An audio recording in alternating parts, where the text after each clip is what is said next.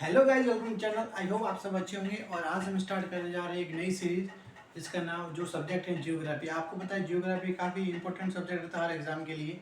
और इस एग्ज़ाम में जो हम पढ़ेंगे है ना, सबसे पहले हमने वर्ल्ड जियोग्राफी डिस्कस करेंगे, उसकी जो फंडामेंटल चीज़ें उसको पढ़ेंगे।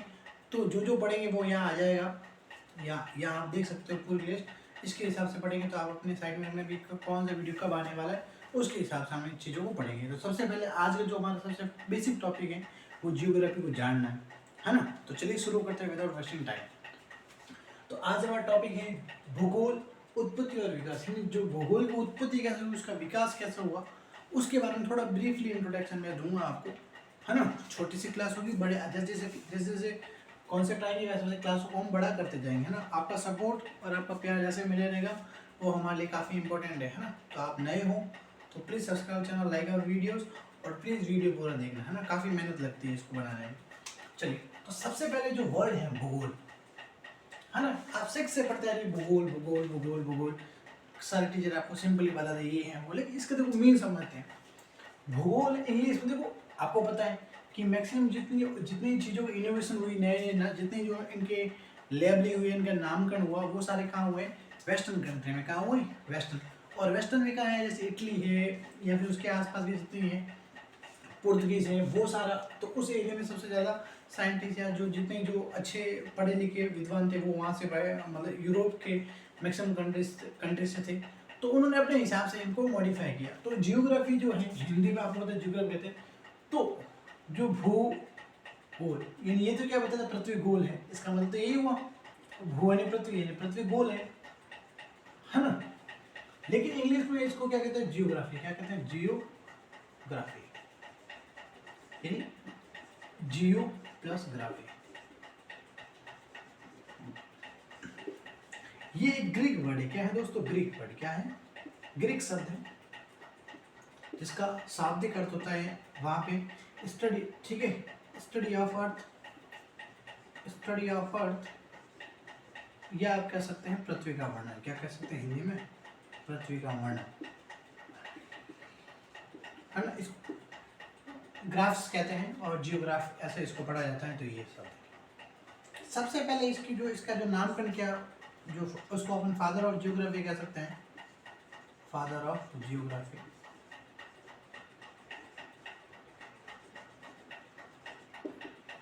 उनका नाम है, हिंदी में लिखता हूं मैं, इरेटोस्थनीज। इरेटोस्थनीज, है ना। ये है सबसे पहले इन्होंने मतलब ये नामकरण वगैरह ये किसने किया था? इरेटोस्थनीज। लेकिन कुछ लोग किसको मानते हैं? हिकेटियस। किसको मानते हैं? हिकेटियस। हिकेटियस को मानते हैं। क्यों मानते हैं? इसके दो रीजन है। क्या है? दो रीजन इसको क्यों मानते हैं। सबसे पहले इन्होंने ये बताया कि जो धरातल है, ये जो जमीन है वो क्या है? पानी से घिरी हुई। किससे घिरी हुई? पानी से। जमीन है वो पानी से घिरी हुई है। इसका मतलब क्या है कि इन्होंने अपने भाषा में ये बता दिया कि जो एक तो जमीन है और एक क्या है? पानी।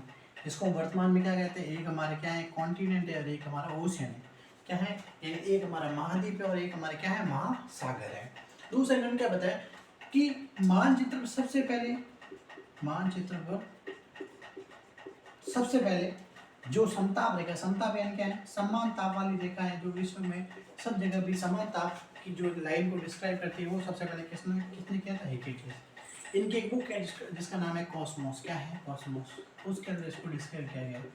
क्या है? कॉस्मोस। कॉस्मोस इनकी बुक है, उसके अंदर ये डिस्क्राइब किया हुआ है ना। अब ये तो चीज़ें हो। अब एक और एक नई चीज़ आती है फादर को लेके, है ना, जियोग्राफी के लिए। तो उनके जो आधुनिक आधुनिक जियोग्राफी के जो फादर है ना, वर्तमान जियोग्राफी के जो फादर है वो कौन है? हम्बोल्ट, है ना। पूरा नाम मुझे शायद अभी मैं रिकॉल नहीं पा रहा हूँ, लेकिन हम्बोल्ट कहते हैं। क्या कहते हैं? हम्बोल्ट इनको कहा जाता है। हम्बोल्ट को क्यों हम्बोल्ट को क्यों कहा जाता है? क्योंकि इन्होंने वैज्ञानिक और सैद्धांतिक आधार दिए जियोग्राफी। क्या दिए? वैज्ञानिक और सैद्धांतिक आधार दिए इन्होंने जियोग्राफी की। इसलिए इनको क्या माना जाता है? आधुनिक जो जियोग्राफी की जगत सॉरी जो जनक है, father of the modern geography, वो कौन है? हम्बोल्ट। कौन है? हम्बोल्ट। ये तो चीज़ होगी बेसिक इनके डिस्क्रिप्शन। अब आगे चलते हैं।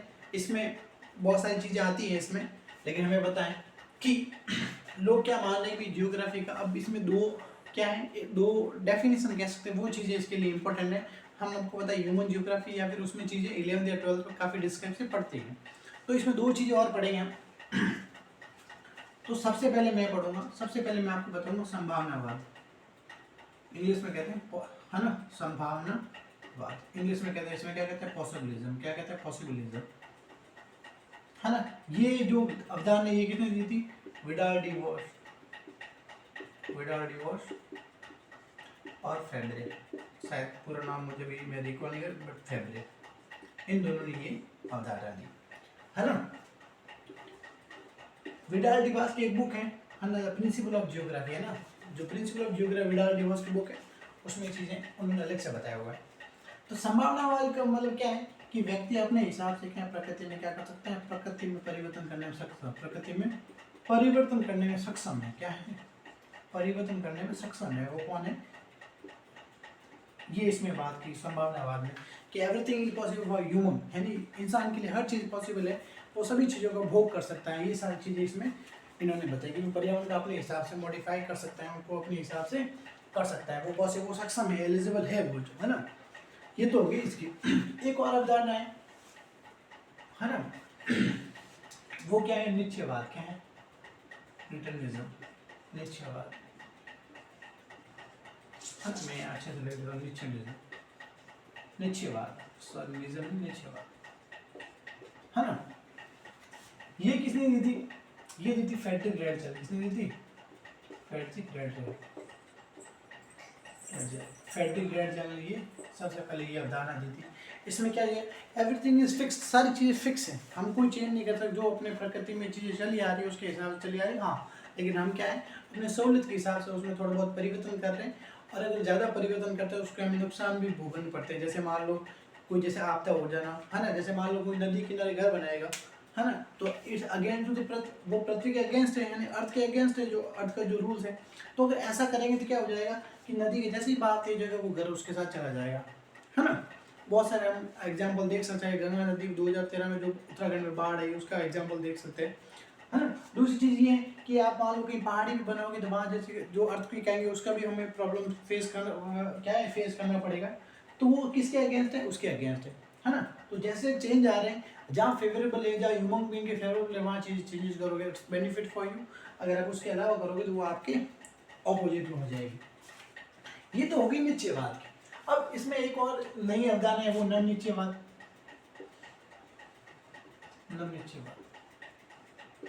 हाँ, वो किसने दी थी, ग्रिफिथ टेलर, किसने दी थी, ग्रिफिथ टेलर। अब इन्होंने क्या बताया कि हजारों साल, इसमें नवनिश्चयवाद में क्या बताया, न्यू डिटरमिनिज्म में क्या बताया कि हजारों साल से ये चेंज आते तो चले आ रहे हैं और ये होंगे क्योंकि नेचर के इट्स अकॉर्डिंग टू नेचर, ये नेचर के अकॉर्डिंग है। तो ये इन्होंने अच्छे से डिस्क्राइब किया, है ना। और जो ग्रिफिथ फ्रेडरिक रेडजर इन्होंने क्या किया, इन्होंने पर्यावरण संरक्षण में, जो भूगोल में पर्यावरण संरक्षण के बारे में काफ़ी अच्छी सी चीज़ें बताई, और इनकी एक बुक है जिनका नाम है एंथ्रोपो जियोग्राफी, उसके अंदर भी इन्होंने काफ़ी अच्छे से डिस्क्राइब किया हुआ है। तो मेरे हिसाब से आई थिंक इट्स ये इनफ है भूगोल और उत्पत्ति और उसके विकास के बारे में जानने के लिए, है ना। तो इसको आप अगर if you want to make your short notes, अगर आप अपने शॉर्ट नोट बनाना चाहते हो तो इट्स इनफ। इससे बाहर सवाल आते नहीं मेरे किसी भी एग्जाम में, 2-3 नाम है आपको याद रखने हैं। बाकी ये आप रख सकते हो कि आधुनिक कौन है, सबसे पहले कौन थे, मतलब क्या होता है इसका, ये सारी चीज़ें ना। बेसिकली क्या है, भूगोल को व्यक्तियों से जोड़ना, जो भूगोल है अर्थ को है उसको क्या है पर्यावरण या किससे जोड़ना, ह्यूमन क्या है मानवों से जोड़ना, क्योंकि सबसे ह्यूमन बीइंग सबसे जो इंटेलिजेंट जो स्पीसीज है वो ह्यूमन ही है। तो हम उसको एक सेंटर में रख के उसके बारे में डिस्क्राइब करेंगे। और इसके अलावा जियोग्राफी बहुत सारी शाखा हैं, इनके बहुत सारे आयाम्स हैं, वो मैं आपको यहाँ टेबल दे दूँगा, उसको आप देख लेना। इफ़ यू वांट टू आप उसका स्क्रीनशॉट ले सकते हो। तो इनफ है, जियोग्राफी को पढ़ने से पहले हमने उसको अच्छे से समझा। अब हम जो सेकंड टॉपिक आपको यहाँ बताया ब्रह्मांड के बारे में डिस्कस करेंगे, उसका काफ़ी अच्छे से वीडियो 2-3 पार्ट में बनेगा, तो आप उस वीडियो को देखिए। आई होप आपको वीडियो अच्छा लगेंगे। अगर नहीं लगे तो आप प्लीज़ हमें बताना, अगर कोई एरर हो तो भी बताना, और I will do my best, मैं अपना बेस्ट कर रहा हूँ। और तो thank you so much, like our video, subscribe channel, और प्लीज़ वीडियो पूरा देखना, और ऐसे ही मैं आपका प्यार मिलता रहे। मिलते हैं अगली वीडियो में। प्लीज